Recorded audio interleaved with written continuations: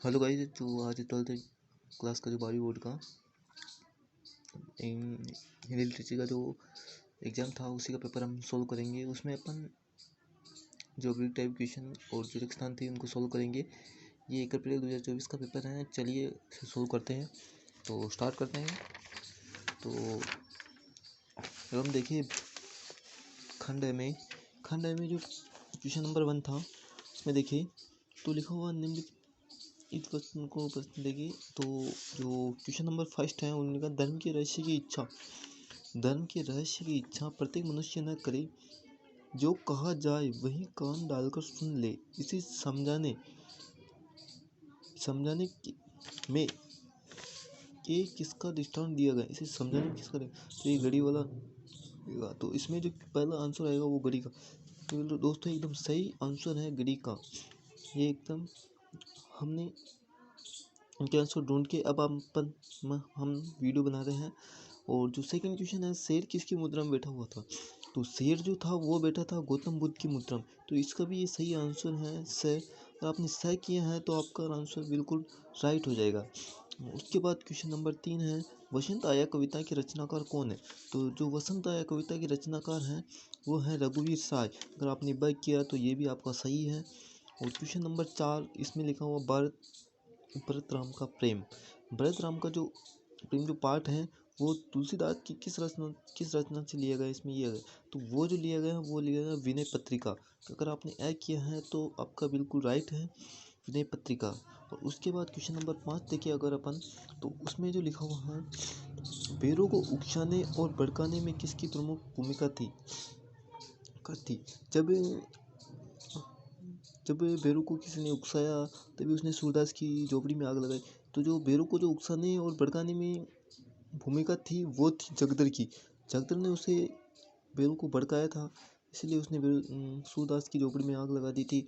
तो अगर आपने इसका आंसर किया है तो ये आपकी बिल्कुल राइट है। और क्वेश्चन नंबर 6 देखिए अपन, तो बिस्कोहर की माटी पाठ विश्वनाथ त्रिपाठी की आत्मकथा का आंसर, जो कि बिस्कोहर की माटी पाठ है वो विश्वनाथ त्रिपाठी द्वारा रचित है। जो कि अब इसमें पूछ रहा है कि वो उनकी आत्मकथा का अंश है। तो उसमें जो अंश है वो है नंगतलाई गांव का। उसमें जो अंश है नंगतलाई गांव का है। अगर आपने बैक किया तो वो आपकी बिल्कुल राइट होगा। और क्वेश्चन नंबर 7 देखिए अपन, तो कोयया वही जलपुष्प है जिसे कुमुद कहते हैं। कोयया वही जलपुष्प है जिसे कुमुद कहते हैं। बिस्कोहर की माटी पाठ में इस एक अन्य नाम क्या है? जो कि एक कुमुद यानी कमल।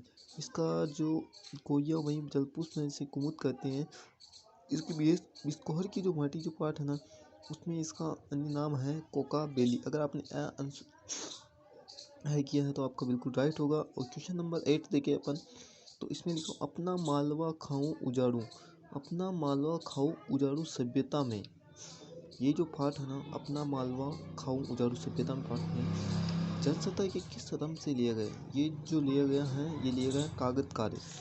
अगर आपने कागज कार्य किया है से तो बिल्कुल राइट आपका क्वेश्चन नंबर अपन 9 देखें, तो उसमें अपन मिलेंगे दूसरी किसी विधा के लिए यह कतई जरूरी नहीं कि वह इसका सहारा ले, लेकिन नाटक का इसके बिना काम नहीं चल सकता। तो इसका जो आंसर होगा वो होगा द संवाद के लिए।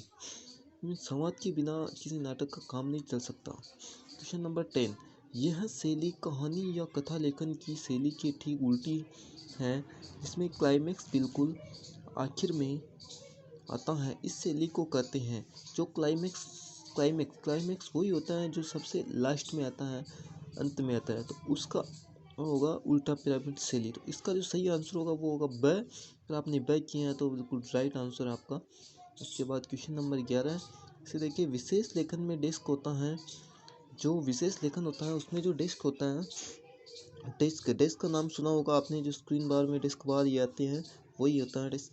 तो ये जो होता है इसका जो सही आंसर होगा वो होगा अलग अलग विषय के समाचारों के लिए, अलग अलग विषय लिखने के लिए, अलग अलग विषय के समाचारों को दर्शाने के लिए डेस्क का उपयोग किया जाता है।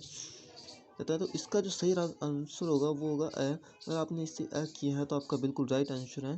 क्वेश्चन नंबर 12 देखिए अगर अपन, तो हर्ष भोगले, जसदेव सिंह, नरोत्तम पुरी किस विशेष क्षेत्र के लिए जाने जाते हैं? इन्होंने तीन नाम दिए हैं, जैसे हर्ष भोगले, जसदेव सिंह, नरोत्तम पुरी किस विशेष क्षेत्र के लिए जाने जाते हैं? तो इसमें जो होगा वो होगा राजनीतिक के समाचारों के लिए जाना जाता है। तो इसका जो सही आंसर होगा वो होगा। और अगर अपन क्वेश्चन नंबर दो देखिए तो उसमें हमें लिखा हुआ है कि निम्नलिखित रिक्त स्थानों की पूर्ति उचित उत्तर से कीजिए। तो अब हम आएंगे अपने रिक्त स्थानों पे। तो चलिए हम रिक्त स्थान स्टार्ट करते हैं। तो क्वेश्चन नंबर फर्स्ट है इसमें, खालिस्तान काव्य का गुण वह गुण जिसके कारण वाक्य का अर्थ तुरंत पढ़ने के साथ ही समझ। ऐसा काव्य का वह गुण जिसको पढ़ने में हमें तुरंत समझ में आ जाए तो वो होगा प्रसाद काव्य। प्रसाद काव्य का वह गुण है जो प्रसाद काव्य को अपन पढ़ते ही उससे समझ लेते हैं। और अगर आपने इसमें प्रसाद किया हुआ नेक्स्ट स्थान में प्रसाद किया है तो आपका बिल्कुल राइट होगा। अगर अपन आते हैं अब दूसरे क्वेश्चन पे। दूसरा क्वेश्चन है, जब अर्थ सहज ही समझ में न आए, जब किसी का अर्थ सहज ही समझ में न आए या जहाँ अर्थ को समझने के लिए मस्तिष्क पर जोर लगाना पड़े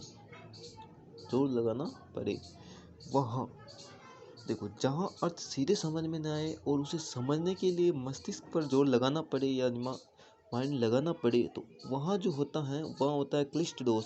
क्लिष्ट दोष सीधे समझ में नहीं आता, वहाँ हमें माइंड पे अपना जोर लगाना पड़ता है। अब आते हैं अपन तीसरे क्वेश्चन पर। तो तीसरा जो क्वेश्चन है यह मात्रिक विषम छंद है कि यह मात्रिक विषम छंद है दोहा और रोला छंदों के मेल से। यह मात्रिक विषम छंद है, मात्रिक छंद है जो विषम छंद है उसे दोहा और रोला के छंदों के मेल से बनने वाला जो छंद है वो है कुंडलिया छंद। उसके बाद क्वेश्चन नंबर 4 में देखिए अगर अपन तो वो लिखा हूँ, गीतिका के आरंभ में खालिस्तान जोड़ने पर हरी गीतिका बनता है। तो गीतिका के स्थान पर आरंभ में गीतिका के आरंभ में हरी जोड़ेंगे तो हरी को देखिए अगर अपन तो है भी लघु है और री भी लघु है तो यह आएगा लघु लघु जोड़ने पर हरी गीतिका बनता है। उसके बाद क्वेश्चन नंबर 5 में अगर देखिए अपन तो जहाँ दोनों सामान्य या दोनों विशेष वाक्यों में बिंब प्रतिबिंब भाव होता है वहाँ खालिस्तान अलंकार होता है। जहाँ दोनों सामान्य या दोनों विशेष वाक्यों में बिंब प्रतिबिंब भाव होता है जहाँ दोनों सामान्य या दोनों विशेष वाक्यों में बिंब प्रतिबिंब भाव होता है वहाँ होता है दृष्टार्थ अलंकार। अगर अपन देखिए आगे क्वेश्चन नंबर 6 तो खालिस्तान में प्रकृति को मानवीय रूप दिया जाता है तथा निर्जीव पदार्थों को मनुष्य की तरह काम करते या सुख दुख आदि भावों से पूरी तौर प्रभावित दिखाया जाता है। तो इसका जो सही आंसर होगा स्थान में आएगा मानवीकरण, क्योंकि मानवीकरण में ही मानवीय प्रकृति को मानवीय रूप दिया जाता है। जो मानवीकरण होता है उसी में प्रकृति को मानवीय रूप दिया जाता है तथा निर्जीव पदार्थों को मनुष्य की तरह काम करते या सुख दुख आदि भाव में पूरी तौर प्रभावित दिखाया जाता है। तो दोस्तों ये आपके जो हमने अभी क्वेश्चन करवाए हैं ये बिल्कुल सही आंसर हैं और ये हमने बुक से जो NCERT बुक्स हैं उनसे निकाला है। अभी आपकी जो 12th क्लास की बुक हैं उनसे मैंने आंसर निकाले हैं। तो ये आंसर बिल्कुल राइट हैं। अगर आपने इसी तरह से बोर्ड कॉपी में आंसर लिखे होंगे तो आपके बिल्कुल सारे क्वेश्चन राइट होंगे और आपके बहुत अच्छे मार्क्स आएंगे। तो आगे के क्वेश्चन देखने के लिए आप मेरे दूसरी वीडियो को देखिए। आगे हम और वीडियो बनाएंगे उसमें आपके बाकी जो क्वेश्चन बचे हुए हैं उनको सारे को सॉल्व करेंगे व्याख्या सहित। तो थैंक यू गाइज, और ऐसे वीडियो देखने के लिए हमारे चैनल को सब्सक्राइब करें एंड वीडियो को लाइक करें।